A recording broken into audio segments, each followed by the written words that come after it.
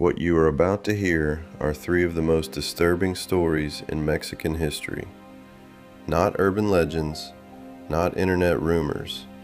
Real events documented that the Mexican government tried to bury, that the world mostly ignored, and that are still unresolved today. Three stories so dark, so bizarre, and so deeply unsettling that most people outside of Mexico have never heard of them, and the ones inside Mexico wish they could forget. Welcome to Dark Mexico. Number 3. The Island of the Dolls. 20 kilometers south of downtown Mexico City, inside a network of ancient canals built over 1,000 years ago by indigenous farmers who shaped islands from mud and lake water, there is a place you can only reach by boat. The ride takes between 1 and 2 hours on a flat-bottomed wooden vessel called a trajinera, moving slowly through waterways lined with floating gardens that have existed since before the Spanish arrived. Most of the trip is quiet and green and almost peaceful. And then the trees change, and then you see the faces. Hanging from every branch, every wire, every rusted nail driven into every surface of a small island in the canal called Laguna de Texuelo, there are dolls. More than 2,000 of them. Decomposed by decades of sun and rain, their eyes missing or half melted, their hair rotted to nothing, their plastic limbs twisted at angles that suggest something broken rather than something manufactured. They stare at you from the shadows without expression. Some have no heads. Some are nothing but a head. The deeper into the canal you go, the more of them appear, until the island fills your entire field of vision, and you realize you are surrounded on every side by 2,000 pairs of empty eyes watching you arrive. The place is called La Isla de las Munecas, the Island of the Dolls, and the story behind it begins with one man. Julian Santana Barrera was born in 1921 in Xochimilco, a farming community in the south of Mexico City that has existed in this valley since before written history. He was quiet, possibly strange in the way people become strange after spending too much time alone. At some point in the early 1950s, after a failed love affair, he retreated to a chinampa, one of the ancient floating garden islands, in the most isolated part of the canal system, and he never really left. He grew vegetables, he caught fish, he rarely spoke to anyone. Then something happened that changed everything. According to accounts preserved by his family and documented in a 1998 film by director Jeanette Russ, Julian found the body of a young girl in the canal near his chinampa. She had drowned. He tried to reach her, but she was already gone. And shortly after that, he began to hear things. His nephew Anastasio, who cared for him in his final years, said Julian described hearing a girl's voice coming from the water at night, repeating the same phrase over and over, "Give me my doll."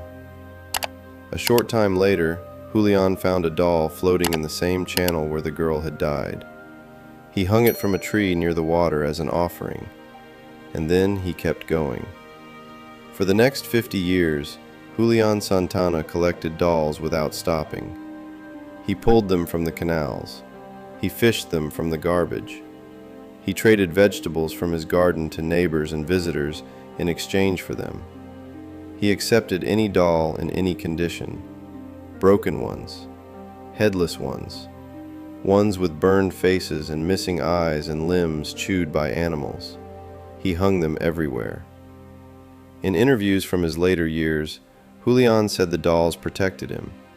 He said they kept evil spirits away. He said the girl in the canal had told him to put them there. He smiled when he said it, in the distracted way of someone who has spent decades in a conversation no one else can hear. By the late 1980s, when Xochimilco's ecotourism program began bringing organized visitors to the canals, people started coming to the island. Julian accepted them. He charged a plant from his garden, or a few coins, or just another doll to add to the collection. The collection grew past 1,000, then past 2,000. The island became one of the most visited places in all of Xochimilco, and Julian became its reluctant caretaker and its only permanent resident. Then came April 17th, 2001. Anastasio came to the island for a regular visit. The two men cleaned the canals together and had breakfast. Before Anastasio left to feed the cattle on a nearby chinampa, Julian told him something. He said the sirens of the river were calling him. He said he was going to go and sing to them. Anastasio thought nothing of it. His uncle said unusual things. He always had. He went to feed the cattle. When he came back an hour later, he found Julian's body floating in the canal. The same canal where, 5 decades earlier, he had found the body of the little girl. His death certificate lists cardiac arrest as the cause. His body was found in the water. The island he left behind now holds more than 2,500 dolls, staring outward through whatever remains of their eyes. The most beloved doll on the island is named Agustinita. Julian found her on August 28th, the feast day of St. Augustine, and believed she had miraculous powers. Visitors still leave offerings at her feet. Local tradition says that if you take a doll from the island without permission, whatever lives there will follow you home. According to the family that now runs the place, nobody has ever tested this and been glad they did. The boatmen who run tourist trips through the canals say they will not stop at the island after dark. Most of them mean it. That was number 3. Now we move to number 2. And this one is not a ghost story. This one is documented. This one is in the government archives. And the people responsible never went to prison. Number 2. The radioactive milk. In April of 1986, the nuclear reactor at Chernobyl, in what was then Soviet Ukraine, exploded during a safety test that went catastrophically wrong. The blast sent a radioactive cloud across Europe. Within days, it reached Ireland, a country known for its green fields and its massive dairy industry, whose cows now grazed on grass, absorbing cesium-137 and strontium-90, 2 of the most dangerous radioactive isotopes that Chernobyl released. Ireland's milk supply was contaminated. The Irish Dairy Board, the government body responsible for exporting Irish dairy products, had a problem. Tens of thousands of tons of powdered milk that nobody wanted. They offered it to Brazil first. Brazil said no. Then they came to Mexico. Mexico had been buying powdered milk from Ireland since the 1960s through a government agency called CONASUPO, the Compañía Nacional de Subsistencias Populares, which translates roughly as the National Company for Popular Subsistence, essentially a federal food distribution program designed to bring subsidized groceries to Mexico's poorest communities. CONASUPO was the only entity authorized to import milk at that time, and it bought in enormous quantities. When Ireland offered 40,000 tons of powdered milk, CONASUPO accepted. Between 1986 and 1988, 5 cargo ships arrived at the port of Veracruz carrying the contaminated product. Mexico did not request a single safety certificate before accepting the shipments. The warnings came anyway from multiple directions. The World Health Organization had issued a global alert after Chernobyl, telling all nations to suspend food purchases from affected countries. Mexico's own ambassador in Brazil, Antonio Gonzalez, personally warned the Mexican government that the same milk Brazil had refused was now heading to Mexico. Inside the country, the Comisión Nacional de Seguridad Nuclear y Salvaguardias, Mexico's Nuclear Safety Commission, tested samples and confirmed that the milk exceeded international radiation limits by more than 10 times. They formally recommended stopping the shipments. CONASUPO refused, citing commercial restrictions that made returning the milk impossible. Then, a vice admiral in the Mexican Navy named Manuel Rodriguez Gordillo noticed Irish origin labels on powdered milk being used in military kitchens and ordered independent laboratory tests. The results confirmed extreme radioactive contamination. He reported his findings up the chain of command. He was removed from his post, publicly accused of defamation by the government, and imprisoned. The physicist who conducted the laboratory analysis, Miguel Ángel Valdovinos, was stripped of his position and publicly discredited. The men who told the truth were punished. The milk continued to be distributed to the poorest families in Mexico. What happened next took years to become visible because radiation does not announce itself immediately. It accumulates. Between 1987 and 1997, childhood cancer rates in Mexico increased by 300%. The journalist Guillermo Zamora, who wrote the only book documenting this case, tracked specific victims.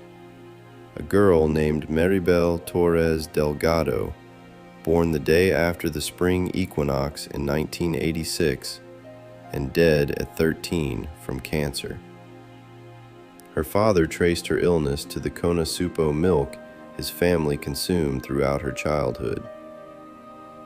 A girl named Alba Sanchez Mejia, 15 years old, dead in 1999. Their fathers spoke to journalists at Proceso magazine and said the same thing. Every sick child they found in the hospital waiting rooms had one thing in common. They had all been fed CONASUPO milk. In 2023, previously classified government documents obtained by the investigative outlet Archivero confirmed what survivors had been saying for 3 decades. Mexican authorities knew the milk was contaminated. They knew it exceeded safety limits, and their documented solution was not to destroy it or return it.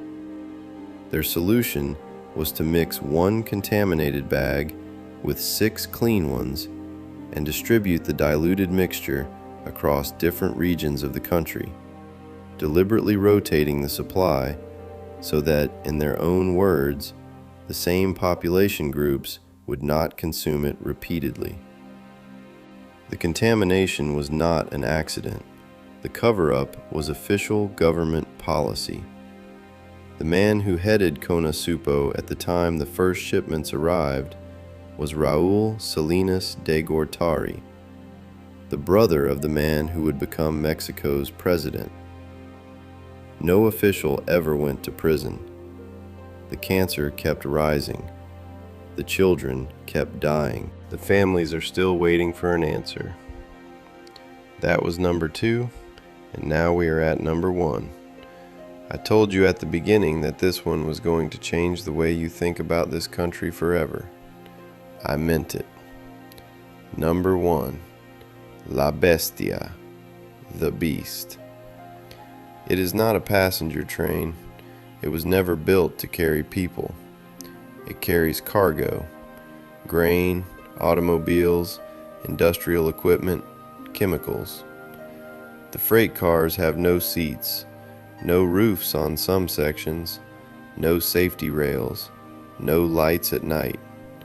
And every single year, hundreds of thousands of people from Honduras, El Salvador, Guatemala, and other countries in Central America climb on top of it, hold on with their hands and their legs, and sometimes rope they bring themselves, and ride it for thousands of kilometers north through Mexico toward the United States border. They ride on the roof, they hang from the sides, they fall asleep sitting upright against the exhaust pipes when exhaustion finally defeats their fear. The journey is approximately 3,000 kilometers, depending on the route. There are several, all beginning in the southern state of Chiapas, where most migrants enter Mexico after crossing from Guatemala. The trains stop and restart without warning. When they accelerate suddenly, people who have fallen asleep or who lose their grip in the dark fall onto the tracks below. When the tracks curve and the train leans, people slide off the edge. The wheels do not stop. According to Mexican government documents reviewed by journalists at Expansión magazine, between 2014 and 2019 alone, 662 migrants died on Mexican territory during this crossing.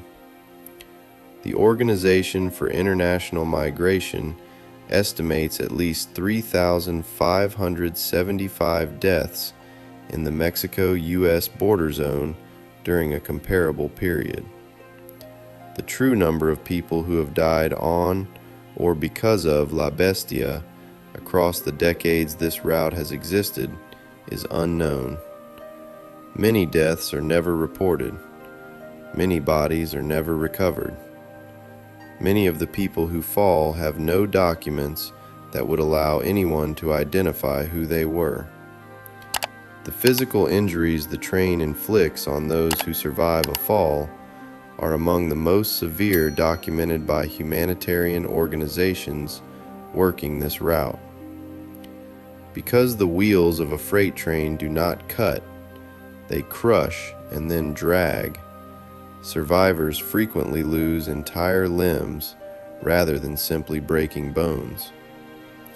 Doctors at clinics along the route have documented cases of arms amputated at the shoulder, legs lost at the hip, faces destroyed by contact with the metal undercarriage. A migrant from Venezuela fell near the city of Tlaxcoapan in the state of Hidalgo in 2023 and lost one leg and both arms. He was 40 years old. He survived. A woman on the same route fell asleep on a moving car, rolled off the edge, and was struck by the undercarriage. She did not survive. These are two cases from one state in 1 year. The cartels wait at the stops.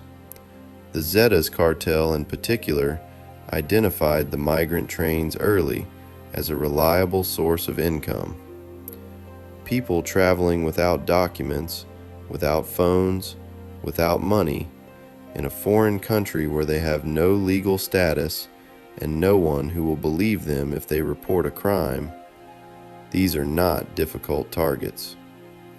Migrants are robbed systematically at certain stops. Those who cannot pay an extortion fee are beaten, kidnapped, or executed. Women on La Bestia are assaulted at rates that humanitarian organizations processes describe as catastrophic, and that are almost impossible to measure because almost nobody reports it. In 2010, a single cartel operation in the state of Tamaulipas killed 72 migrants who had been pulled off a vehicle connected to the La Bestia route and taken to a warehouse in a town called San Fernando. They were from Honduras, El Salvador, Guatemala, Ecuador, and Brazil. Most of their families learned what had happened months or years later, from news reports, not from any official notification. There is a small village along one of the routes in the state of Veracruz where a group of women have been showing up at the tracks every single day since 1995. They are called Las Patronas, the Patron women. When they hear the train coming, they run to the side of the tracks, carrying buckets of rice and beans and bottles of water tied together in groups of 3, so that a person on a moving train can grab all 3 with one hand in the few seconds the train passes. They have been doing this for 30 years. They have never been paid. They simply decided that they lived next to a train that carried hungry people, and that they had food, and that those 2 facts together meant they had to do something. In 30 years of standing at the tracks, they have handed food to hundreds of thousands of people they will never know the names of. People on their way to a country that may or may not let them in. On a train that may or may not let them arrive. La Bestia is still running. The migrants are still on it. Las Patronas are still at the tracks every morning. And the governments on both sides of the border are still looking the other way. 3 stories from Mexico tonight. A man who spent 50 years talking to a dead girl through the mouths of broken dolls and died in the same water where he found her. A government that bought radioactive milk, knew it was radioactive, deliberately diluted it, and fed it to the children of its poorest citizens because returning it was commercially inconvenient. And a freight train that has been grinding people into pieces for decades, while the world treats it as somebody else's problem. None of these are finished. The island is open for tourists right now. The classified documents are in the National Archive waiting for a commission that may never form. And the train left this morning. If this is the kind of story you came here for, subscribe to Dark Mexico and hit the bell. Every week we go deeper. And tell us in the comments, which of these 3 hit you the hardest? The island, the milk, or the train? Let's talk about it below.